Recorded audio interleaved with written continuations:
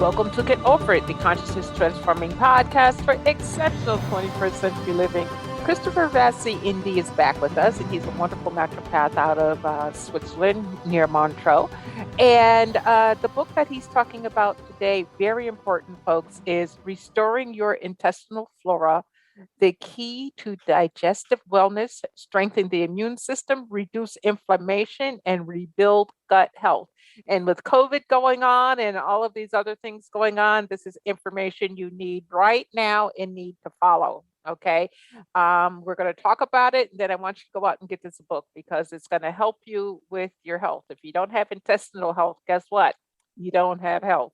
And I think that Christopher would agree with me on that, but we can ask him in a couple of minutes. Now, the information shared on Get Over It uses intuitive and pragmatic insight to help you shift your consciousness to break through blocks and release energy that is no longer needed. Yes, we're going to help you let go of the BS that is holding you back. But you know, I always ask that question, are you truly ready to? And by the way, folks, BS is belief system. A bit about me for my new listeners, intuitive since birth. I'm a third generation intuitive with over 3 decades of experience supporting people to break through the blocks along their path. I'm a strategist for personal and professional transformation, revealing cutting-edge information that enables you to prosper and thrive. I spent 25 successful years in corporate America as an executive sales professional, and I'm the founder of Healing Visions Ministries and the Northern California Children's Education Network, a 501c3 nonprofit.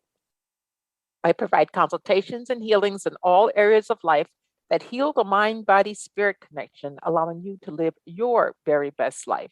My clients tell me that I keep it real while providing them with accurate information to assist them along their journey as a spirit living a human existence. But they also say, if you really don't want to know, don't ask Monique. My background includes a doctorate in metaphysics, Reiki master teacher, ordained minister, and clinical hypnotherapist. So whether you are stressed, depressed, or possessed, I can help. To find out more about me and the services I offer, go to my website, and that's moniquechapman.com. And I invite you to like me on Facebook and follow me on Twitter and LinkedIn.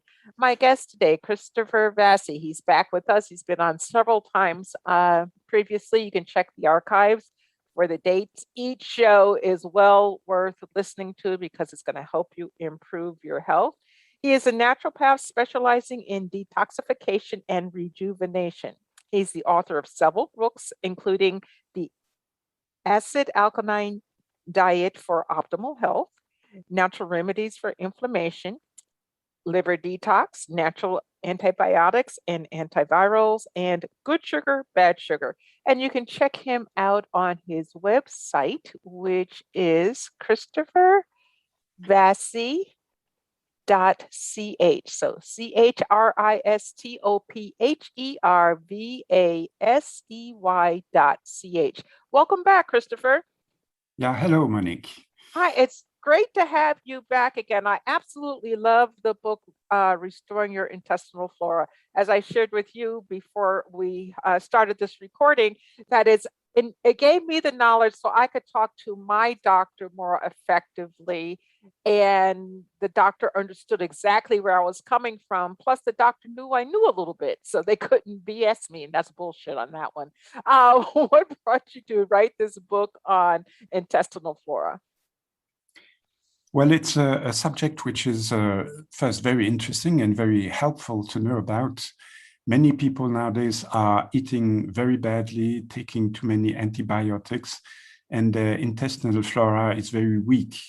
And when the intestinal flora is weak, many problems, health problems arise. And as a naturopath practitioner, I saw many people with those kind of problems. And I thought, well, I can explain it in a book, try and keep it simple, but complete and well informative so that people can help themselves, help themselves. The book helps them to help themselves to take care of their intestinal flora and through this to their general health. Okay, so explain to us exactly what is intestinal flora. The intestinal flora is a population of microbes that is all sorts of bacteria, fungi, viruses, yeasts, and so forth, which lives in the intestinal tube. And there are numerous bacteria and other microbes in it. It is estimated there is 100 trillion of those microbes. Wow. So that's really a huge number. And they are divided in 400 different species of microbes. And each species can be divided in subgroups, up to 200 subgroups. So there's a great variety of microbes in our intestinal tract. And the volume of all those microbes is equal to 1 or 2 quarts, and the weight can be 2, 3, 4 pounds, just to show how many of them there are. Each of them is very small, but each works hard and contributes to our health. Some people say even that if we didn't have any intestinal flora, we would die in a few days because they help in so many different ways. We are very dependent on them. In fact, it's what is called a symbiotic relationship. That is, it's profitable for both. They are happy to be in our intestines because they have a place to live which is warm and full of food to nourish themselves. And we are happy to have them because they help us to digest, to destroy poisons and synthesize vitamins and so forth. Okay, so let's start with a description of the colon period so that people can understand, I guess, the beginnings and endings, I guess, of digestion within the colon. If we could talk about the traverse and descending colon, ascending, all of that. Okay. Yeah. The intestinal flora is all through the digestive tube. But in the mouth, there are not so many. In the stomach, very, very few, because stomach is very acidic. And this acidity kills all the germs, the microbes. But they start to be more in the small intestine. And the lower you go in the small intestine, the more there are. In the second half, they are really, the most of them are there. And the small intestine is followed by the colon, which is divided in 3 parts. The ascending colon, where there are many microbes still, of the fermentative microbes. And then when you reach the transverse colon and go down the, how does it called, the colon which goes down? The descending? The descendant colon, yeah. There are no more fermentative microbes, but putrefaction microbes. It's another kind of microbes which is in the part of the intestinal flora. But usually one talks about the fermentative flora, which is in the second half of the small intestine, in the ascending colon and halfway through the transverse colon. So that's the way they are situated. Okay, so what is the ileum? You always talk about, you hear doctors talk about ileum and ileus, and I'm like, well, what is that? Well, the small intestine is divided in 2 parts, and one of them is the ileum. But it's just to say, to locate the part of the intestine. It's not really related to any function or something like that, no. Okay. All right. Well, you talked about 2 words that I want to delve deeper into. And one is the flora of fermentation and the other one of putrefaction. So talk to us about those 2. Yeah, in fact, those 2 populations are said to be in balance, although 85% of the intestinal flora is made of fermentation bacteria and only 15 of putrefaction bacteria. But even so, we said that it's in balance. And now the difference between the 2 kinds is that the fermentation bacteria, they attack and digest the fibers, the colon hydrates. I mean, the fibers from fruits, vegetables, and so forth. Mm-hmm. And it decomposes those fibers and frees the nutrients which are held by those fibers.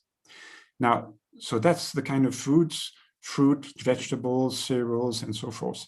Now, the putrefaction flora takes care of the digestion of proteins. When I say take care of what has not been digested higher up is finally digested by this putrefaction flora, such as proteins and fats and white sugar, this kind of thing. So there are two kind of population in the gut. Okay, so you have the two different types of population, but what if you're following one of these new fad diets, or you're just decided you're not going to eat vegetables, or you're not going to eat meats? Talk to us about how that can put you in balance, or maybe even balance you. Well, when the fermentation bacteria absolutely needs soft fibers to eat, because that's what they eat, it's their food, they're totally dependent on that. And if they receive a lot of this kind of food, because we eat enough fruits, vegetables, and so forth, they have enough to eat, they are strong, they can multiply a lot, and the population is strong and numerous, and that's good. Now, if someone doesn't eat fruits, vegetables, or only one fruit every other day, and vegetables only cooked, but not too many because of many different reasons, and never eats whole grains of cereals, so that I mean only white rice, white pasta, and so forth, he is lacking in fibers, and the intestinal flora of fermentation is lacking in fibers. And therefore, they cannot nourish themselves so well. They're not so strong. They cannot multiply themselves. And therefore, this flora will be very weak. And when this flora is weak, the territory it is living in will be slowly invaded by the putrefaction bacteria, because they don't have any resistance facing them. They can expand, multiply, and that's where a lot of problems come, because the putrefaction flora must stay reduced. It must be only 15%. When there are too many of them, they produce a lot of putrefaction, and they produce a lot of poisons, which can be harmful in different ways. Now, the first thing that arises when there's a lack of fermentation flora is that the person cannot digest correctly. When we chew our foods, it breaks the food in small pieces, and then the digestive juices attack those small pieces and reduce them to smaller pieces still. And this is the way the nutrients, that is the vitamins, minerals, and so forth, are liberated from the food stuff and can be absorbed by us. But even at that point, when they have all those juices have acted correctly, there are still some fibers, which are called soft fibers, which cannot be digested by us, but which can be digested by this bacteria because of fermentation, because that's the foods they need. So they will decompose those fibers for themselves to be able to nourish themselves with them. But they also liberate a lot of nutrients that we can absorb. So when the fermentation flora is weak, we don't digest well. We feel unwell. We have pains, nausea, gas, bloatings, and so forth, because the food is not digested correctly. And this can lead to problems like diarrhea for some people, and others constipation, depends on the kind of person. And so that's one of the big main things which can appear, digestive problems. Not one when you eat a big meal and you don't digest it. That's not the kind of thing. People who have digestive problem day after day, week after week, they always have problems. They have a weak intestinal flora, and they should do something about it. But there Okay. are many other illnesses which can arise from this imbalance, Such as? such as autoimmune diseases. Mhm. That's when the immune system of the body attacks the body instead of external attackers or microbes or things. And this counts because when the fermentation flora is weak, then, as I said, the putrefaction flora will increase in number, and they produce a lot of toxics, and some of them will modify the composition of the proteins of the body, of certain tissues, certain cells. Mhm. And therefore, the immune system cannot we'll see that it's not part of the body because the composition of the protein is not correct, and it will attack those cells which belong to an organ, such as, for example, the intestinal tract, for example, or the skin, and would give those autoimmune illnesses.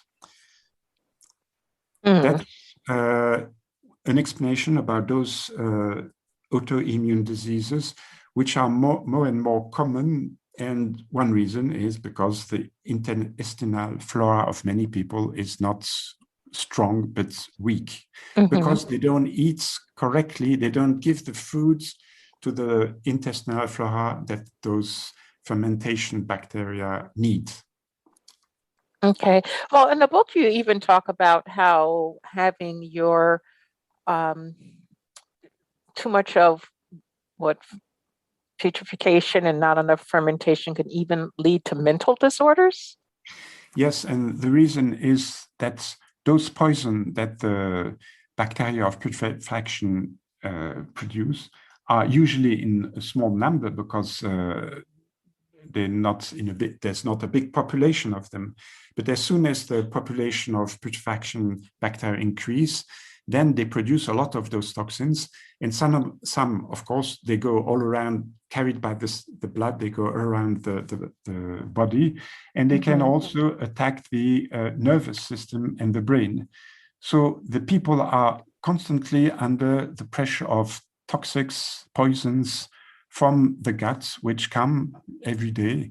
And this weakens the nervous system. And these people can have become very depressed or aggressive or have always been moody. I mean, really, tired or anxious or pessimistic and, well, never happy because the brain and nervous system is always fighting against all those toxics. And the solution for those people, because other nervous problems come from other causes, but for those with this cause, the solution is to make their intestinal flora strong again. Okay. All right. And folks, he explains how to do that in the book, Restoring Your Intestinal Flora, The Key to Digestive Wellness, Strengthen the Immune System, Reduce Inflammation, and Rebuild Your Gut Health. Of course, that is by our speaker today, and that's Christopher Vasey. Check him out at christophervasey.ch. I have found Christopher to be very open and honest to helping. And, you know, if you want to connect with him, please do via his website. So, Christopher, explain to us, let's start with intestinal mucus. You hear a lot about that. And I'm like, well, is that a bad thing or is it a good thing to have? I didn't understand what you were Okay, talking about. intestinal mucus. Explain Yeah. intestinal mucus to us. Well, the walls of the intestines are sensitive, and to protect themselves, they produce a mucus, which is a protection. So that's all those microbes from the intestine flora cannot harm the walls of the intestine. But also some foods or toxic in the food cannot reach the walls of the intestine and attack them. So it's a protection, but it's also useful for another thing because it's this mucus is very, let's say, slippery, and which means that the stools can move much more easily down the intestines to be eliminated. The Oh. problem of people who have constipation is that their stools are too dry and hard, and they lack water, but generally also the intestine walls don't produce enough mucus to make the walls slippery. Yeah. And by the way, the intestinal flora is also something which stimulates the peristaltic movement of the intestine, those contraction of the walls of the intestine, which pushes the stool forwards towards the exit. So yeah, intestinal flora is really important for so many things, and it's so easy, in fact, to have a good intestinal flora. You just take eating the right food. Well, why don't you cover some of those right foods? Now, in his book, folks, he gives you a test that you can take to see if you have issues and where you're at on the scale of eating the right foods. So tell us about some of the right foods that we can eat to improve our intestinal health. Well, there are two kinds of foods. There are some foods which we eat normally, which the bacteria will feed on. And therefore they will be strong and they can multiply. But there are other foods which are rich in bacteria, which can add themselves to the intestinal flora. So there are two kinds of food. So the first kind of food are called the prebiotic, that is food to nourish the bacteria. And the second kind of food, which brings bacteria which can live in the intestine, are called probiotics. So first, the prebiotic, those foods which nourish the intestinal flora of fermentation, of course. These foods are rich in soft fibers and not the hard fibers like the husk of cereals, which are hard, which are made of more than 100,000 glucose piece of glucose stuck together, but you need the soft fibers which have 20 units of glucose or so.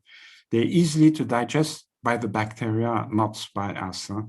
And among those foods are the fruits, which can be eaten fresh, or it can be also dried fruits, or smoothies, or fruit salads. There are all sorts of different kinds to eat fruits, and one should eat fruits every day.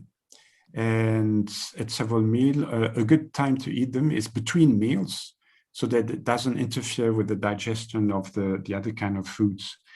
Now, all the vegetables, that is green salads, all the vegetables like carrots, beetroot, and so forth, all are very rich in fibers, which you can eat them in form of soup or cooked vegetable or juices. I mean, a bit thick and not just very watery. Yeah. Okay. Also, all the cereal grains, but whole cereal grains, because they have also those fibers. And in the legumes, lentils, red beans, and so forth, are also rich in those kind of fibers.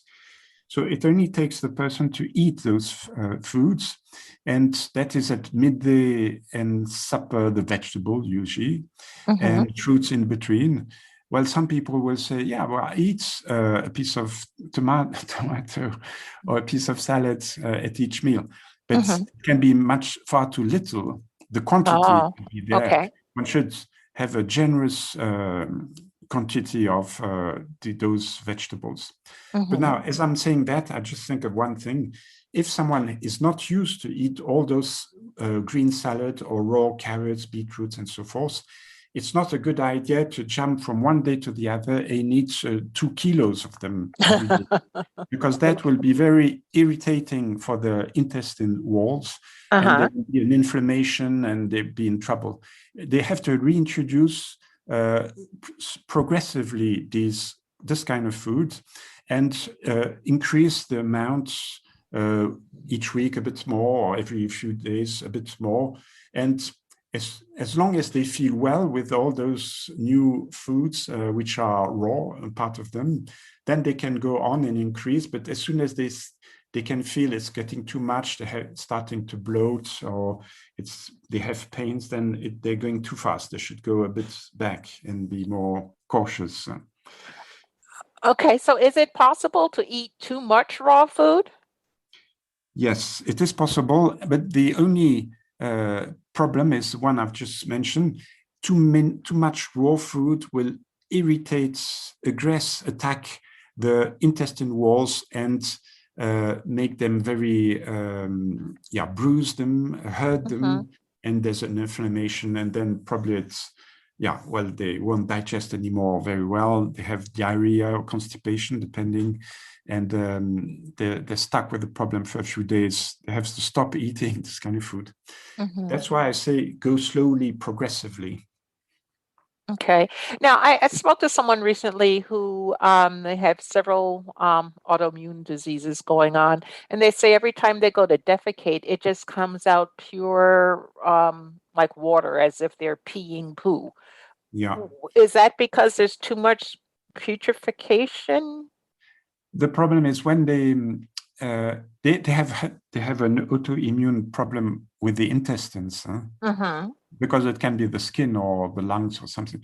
But when the intestine walls, which are very sensitive, are attacked by poison or raw food, big pieces of foods, it hurts them. And to get rid of this enemy, they will secrete a lot of water to dilute the enemy and to wash it away.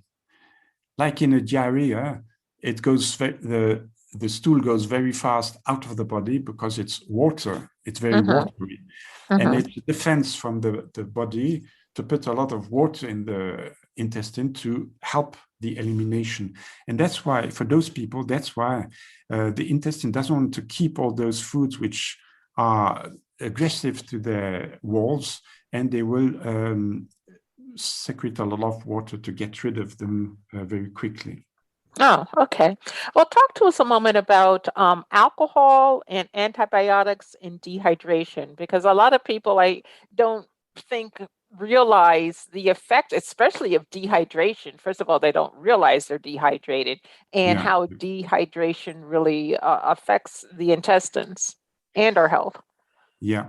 Well, the intestinal flora is made of bacteria, microbes, which need a certain environment, a healthy environment to live a healthy life. And enough water is part of it. It must have a certain degree of humidity. And people who lack water, who don't drink enough water, will have a dry intestine environment. Well, not completely dry, of course, but drier than it should. And the intestinal flora is not happy with that. And it's also not happy with alcohol, because alcohol is quite aggressive and can, in contact with the bacteria, it can kill them. So drinking a lot of alcohol is not a good idea, especially as it inflames the walls of the intestines. The third thing you mentioned is the antibiotics. The two greatest enemies of the intestinal flora is the lack of fibers and antibiotics, because antibiotics are remedies which kill the pathogenic germs. But that's the aim. But they usually kill more than the pathogenic germ. They kill all the many other kind of germs which are sensitive to their poison. And therefore, someone takes one antibiotic to kill a certain specific microbe, but it will kill many other kind of microbes which are in the intestinal tube, because usually antibiotics are swallowed. So they go into the intestine and they start killing the part of the intestinal flora. And the killing will be all the greater that the antibiotic has a large spectrum of action in opposition to a narrow spectrum. That is, some antibiotic can kill very many different kinds of microbes as just one or two. So of course, if it's large spectral, more of the intestinal flora will be destroyed. And also if the treatment lasts for many days, it can be short, 1 week, but it can be 2 weeks or 3 weeks. Well, the longer it lasts, the longer those antibiotics can kill the intestinal flora and so forth. So it's sometimes it is very necessary to take antibiotics because there's no other solution. The person is totally invaded by microbes and it's a question of life or death. But many other illnesses are not dangerous, are not so, the infection is not so strong, and the pathogenic microbe can be killed by using another mean that's the antibiotic from the pharmacy. I mean, natural antibiotics. Many herbal remedies, many plants are very good antibiotics. And I would suggest that people would start, and therapists start with the natural antibiotics. As you mentioned, I've written a book on it if some people are more interested in that subject. And so to start with that, and usually it's sufficient. If it's not, then the person can go to the doctor and take the other kinds, and maybe those will help. Well, usually they do, but yeah.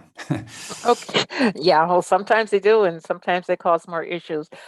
Okay, so I'm going to ask you a question that you may or may not have the answer for because it's so new, and that's COVID. And, here in the United States, they're pushing everybody to get the vaccine. How do vaccines in general, because I don't know if you could speak on the COVID one expressly, but how do vaccines in general either help the intestines or hurt the intestines? Or does it have an effect? I would think that it would. Well, maybe it has, but I don't think it's very strong.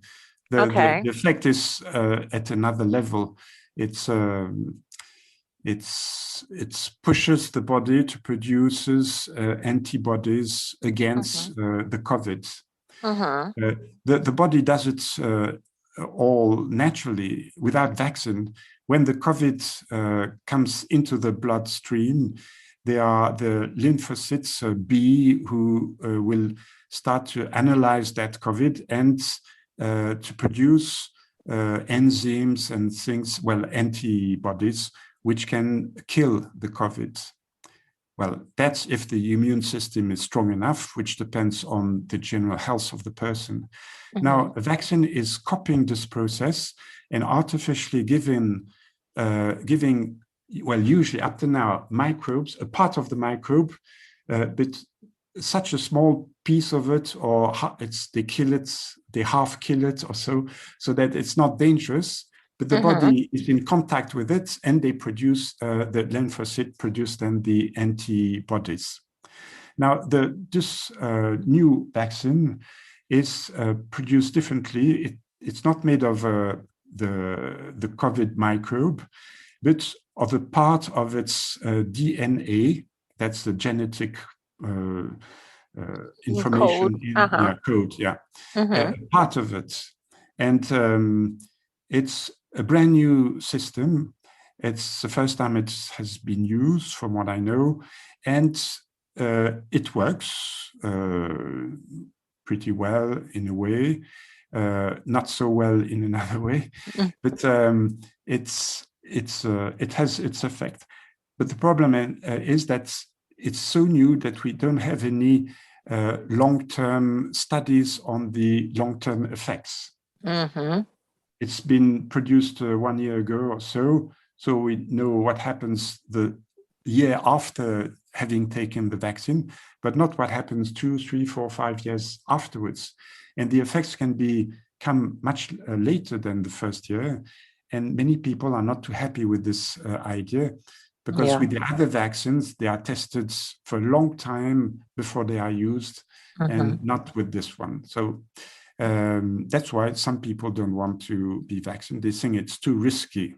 And they are more open to the idea that they want to work on their immune system, on their internal environment to make it as healthy as possible, as strong as possible, so that if the COVID comes, they can fight, the body can fight against the COVID. Okay.